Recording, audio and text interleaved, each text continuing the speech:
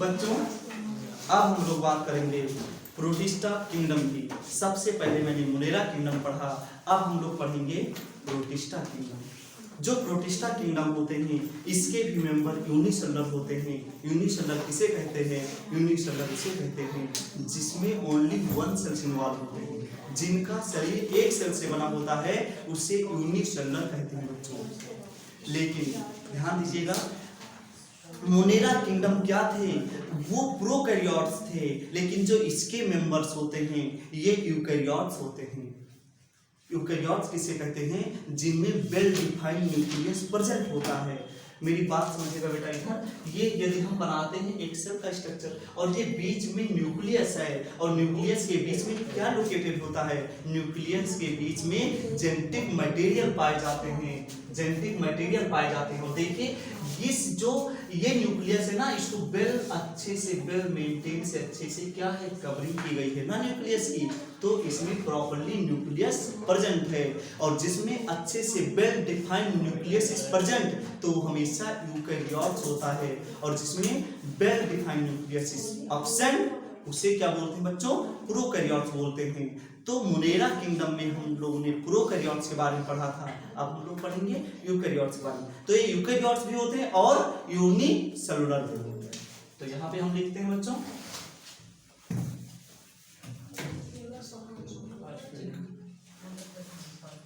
Kingdom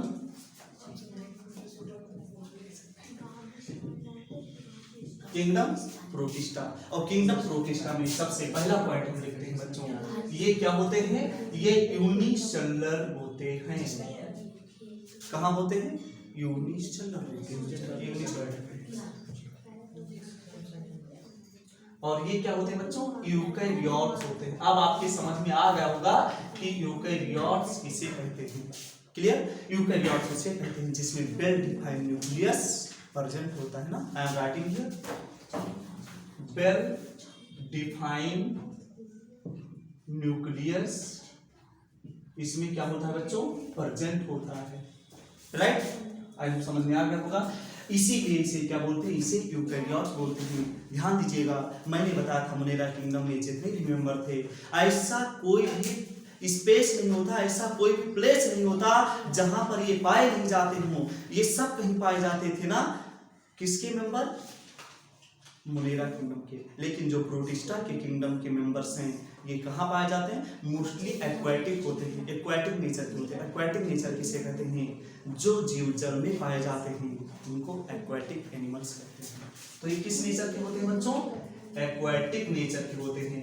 aquatic nature किसे कहते हैं बच्चों? जो जल में पाए जाते हैं। आइए समझ में आ गया। ये मोस्टली क्या होते हैं? एक्वाटिक नेचर के होते हैं। एक चीज मैं आपको और बताऊं प्यारा सा, इनके नेचुरली डेथ के बारे में कोई अता पता नहीं है। ये कब मरते हैं, कब बिगड़ते हैं। इसीलिए प्रोटिस्टा किंगडम के मेंबर को अमरत्व प्राप्त है। इसे बोला जाता है कि जीव अमर है। क्यों?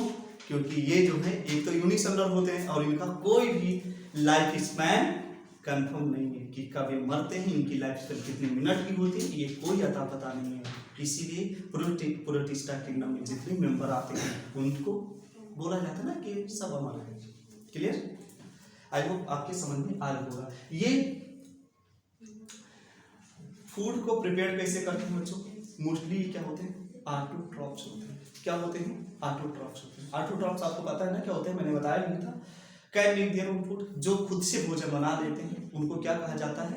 उनको कहा जाता है ऑटोट्रॉफ्स ना। और डिपेंडेंट अदर, जो दूसरे पर डिपेंड होते हैं उससे हेटेरोट्रॉफ्स कहा जाता है। क्लियर? तो ऑटोट्रॉफ्स किसे कहते हैं? जो खुद फूड प्रिपेयर कर लेते हैं। हेटेरोट्रॉफ्स किसे कहते हैं? जो दूसरों के ऊपर क्या होते हैं बच्चों?